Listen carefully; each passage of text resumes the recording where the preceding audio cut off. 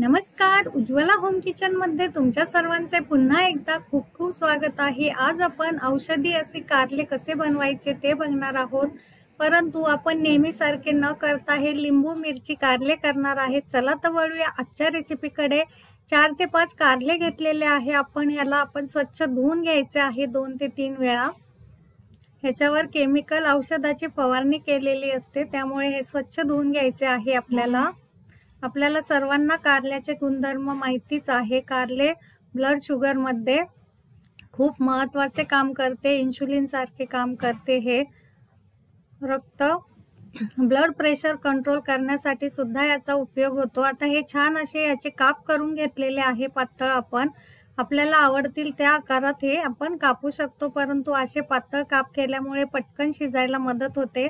आपण हे वाफळून वगैरे घेणार नाही आहोत, डायरेक्टली आपण ह्याची भाजी तयार करणार आहोत। आता हे काप करून घेतल्यानंतर आपण याच्यात मीठ टाकून घ्यायचं आहे। 1 ते 1.5 चमचा मीठ मी यामध्ये टाकून घेतलेला आहे।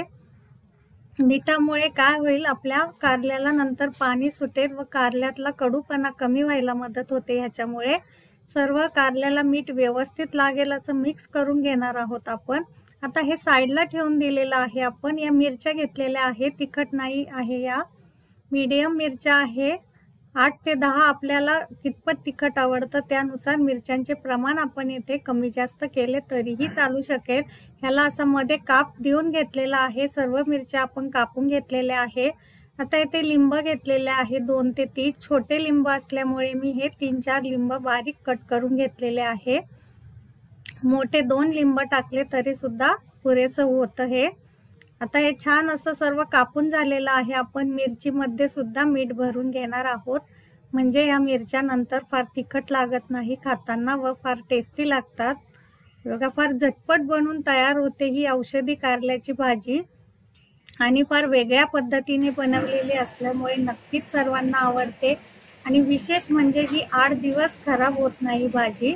आपण यामध्ये अजिबात पाण्याचा अंश वापरणार नाही आहोत। 15 ते 20 या लसणाच्या पाकळ्या घेतलेल्या आहे आपण, त्या छान अशा बारीक कट करून घ्यायच्या आहे।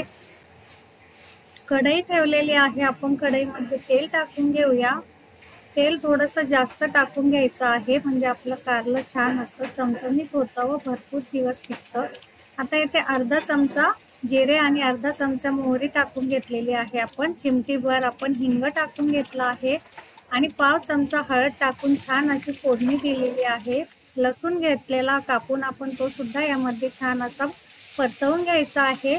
आणि ज्या मिरच्या घेतल्या होत्या आपण मीठ भरून, त्या सुद्धा यामध्ये टाकून घेतल्या आहे। लिंबाचे काप सुद्धा टाकून छान असं आपण ह्याला 2 ते 3 मिनिटं फ्राय करून घेणार आहोत।